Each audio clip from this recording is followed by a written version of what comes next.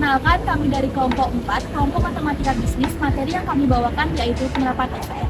Sebelum itu, perkenalkan, saya Putri Amalia Meswari dan rekan saya Immanuel Abigail Setian, saya Nurul Alimah Majestia, saya Siti Dewi Armatasya, saya Novia Salputri Anjani.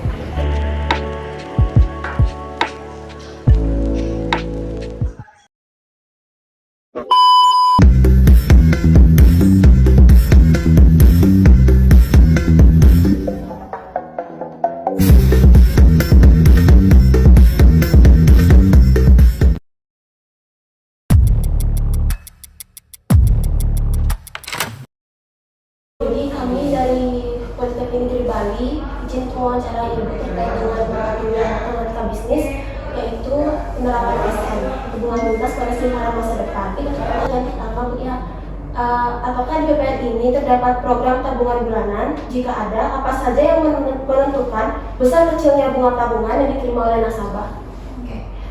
Jadi di BPR itu kita punya beberapa tabungan. Untuk tabungan bulanan itu kita sebut dengan tabungan berjangka atau biasa disebut dengan TMD, tabungan masa depan. Nah, untuk kriteria tabungan masa depan sendiri itu setoran awal kita Rp100.000 dan untuk suku bunganya itu menetap jadi 6% per tahun. Nah, itu biasanya untuk jangka waktunya minimal itu 1 tahun. Jadi selama 1 tahun itu tidak boleh dananya diambil dan untuk setorannya juga diusahakan untuk tepat waktu dan nominalnya sama. Jadi tidak boleh melebihi dari setoran awal gitu. Selanjutnya, jika terdapat program pinjaman itu, apa saja mempengaruhi suku bunga yang didapat nasabah ketika membayar angsuran? Kalau misalnya untuk kredit, dia biasanya mempengaruhi itu plafonnya dia berapa, terus untuk jangka waktu itu pasti setiap pinjaman ataupun tabungan jangka waktu itu sangat mempengaruhi kita menentukan suku bunganya berapa gitu. Jadi dari BPR sendiri itu ada banyak sih kreditnya. Jadi kredit komersil itu biasanya dari 25 juta ke atas kita sebut kredit komersil. Untuk di bawah itu kita sebut dengan kredit mikro.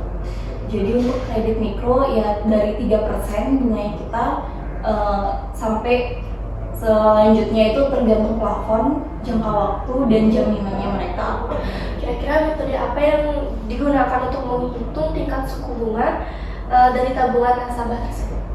Kalau metode sih jujur karena kita by system ya, jadi otomatis sistem yang hitung seperti itu. Cuman kalau misalkan saya ambil contohnya kayak deposito deh, di mana-mana pasti balik lagi ke berapa nominal yang mereka depositokan. Misalkan deposito awal dia Rp100 juta, jangka waktunya misalkan 12 bulan. Nah, 100 juta dengan jangka waktu 12 bulan itu suku bunganya anggap deh di 5,5%. Itu akan berbeda jika dia mendepositokan di awal itu misalkan 200 juta dengan jangka waktunya 3 tahun. Itu bisa beda, bisa dia dapat di 6% atau lebih di 6,25%. Nah, itu kita punya range-nya tersendiri. Dan itu juga biasanya ditentukan dengan LPS. Setiap periode dia punya periode tersendiri untuk mengeluarkan suku bunga. Kira-kira mana yang lebih banyak antara orang menabung dibandingkan orang yang meminjam uang?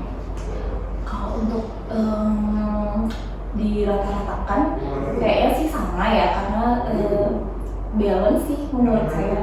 Itu kan berdasarkan data. Kalau kita ngomong kayak gini juga saya nggak bisa memastikan lebih besar mana. Cuman dari keseharian selama ini sih menurut saya balance ya, karena setiap hari juga ada yang naruh dana, kemudian ada lagi yang keluar biar yang sama kayak gitu. Selanjutnya, pada umumnya berapa lamakah jangka waktu dalam penempatan simpanan deposito yang ditetapkan? Kalau deposito itu paling sering di 12 bulan, jadi 1 tahun. Dan bagusnya di sini itu deposito kita kan misal jatuh tempo di 1 tahun. Nah, nasabah itu bisa mencairkan deposito mereka tidak sesuai tanggal jatuh tempo.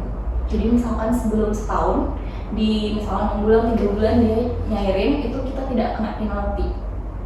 Berapa banyak yang pernah masyarakat di sini yang menjalankan simpanan masa depan secara umum? Untuk simpanan masa depan lumayan sih di sini.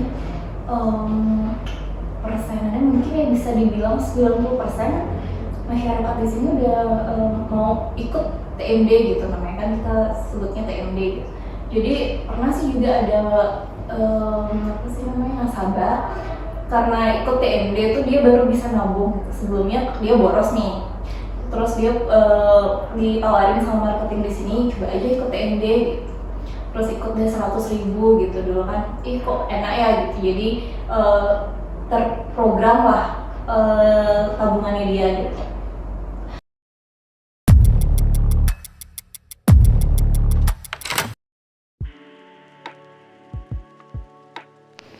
Sistematika tabungan masa depan atau TMD di BPR Kas Indonesia.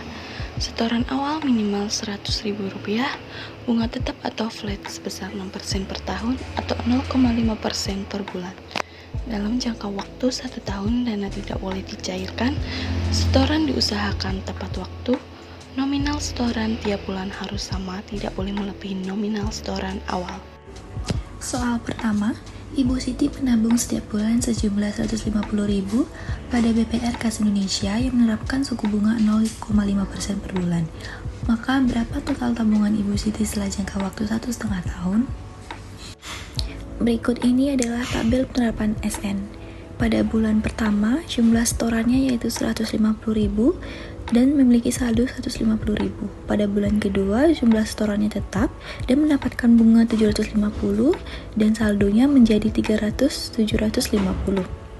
Pada bulan ketiga, setorannya Rp150 dan bunganya Rp1.503,8 dan menjadi saldonya Rp452.253,8. Begitu juga seterusnya.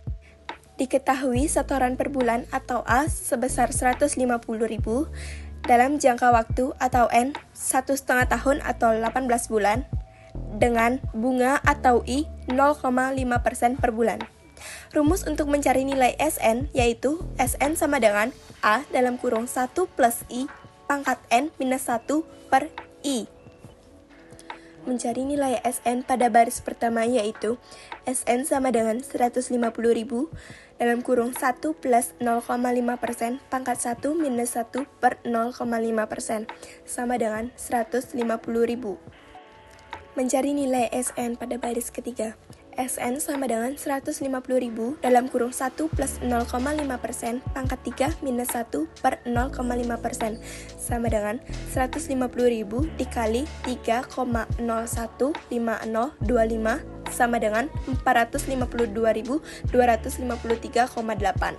Mencari nilai SN pada baris terakhir, yaitu SN sama dengan Rp150.000 dalam kurung 1 plus 0,5% pangkat 18 minus 1 per 0,5% sama dengan Rp150.000 dikali 18,78578791 sama dengan Rp2.817.868,187 dibulatkan menjadi Rp2.817.868,2.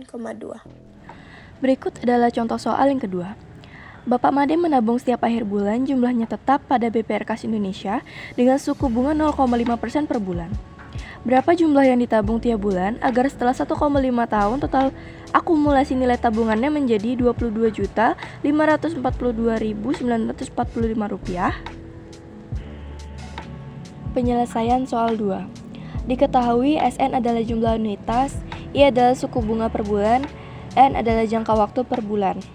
Maka SN sama dengan A dalam kurung 1 ditambah 0,005 pangkat 18 dikurangi 1 per 0,005. Nilai SN menjadi Rp22.542.945 sama dengan A dikali 18,78578791.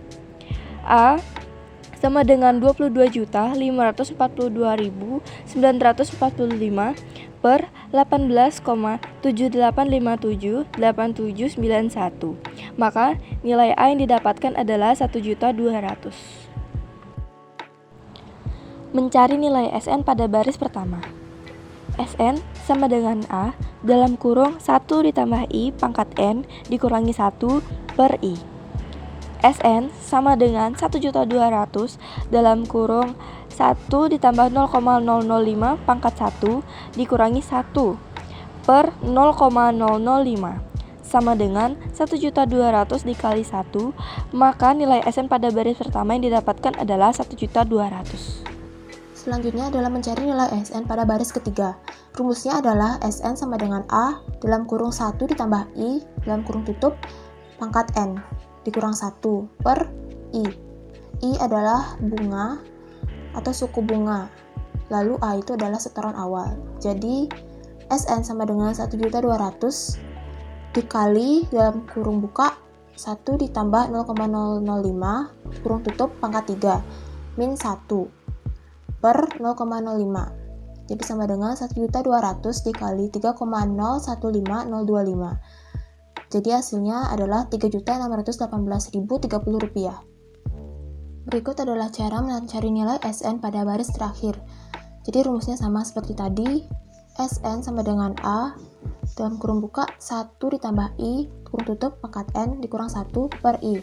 Jadi SN sama dengan 1.200 dalam kurung buka 1 ditambah 0,005 pangkat 18 dikurang 1 per 0,005 sama dengan 1.200 dikali 18,785787791 sama dengan Rp22.542.945. Berikut adalah contoh perhitungan tabel dari soal nomor 2. Jadi, untuk bulan pertama karena diendapkan terlebih dahulu, jadi tidak ada bunga dan tetap 1.200.000 saldonya. Lalu untuk bulan kedua, itu jumlah setoran ditambah bunga. Bunga ini didapat dari saldo bulan pertama dikali 0,5%. Jadi, didapat Rp6.000. Lalu selanjutnya untuk perhitungan saldo, dihitung dari saldo sebelumnya 1.200.000 ditambah jumlah setoran 1.200.000 dan ditambah bunga 6.000. Jadi hasilnya Rp2.406.000. Begitu juga untuk perhitungan bulan berikutnya. Sekian video dari kami. Jika ada kesalahan kata, kami mohon maaf dan kami tutup dengan para santri. Om Santi Santi Santi Om.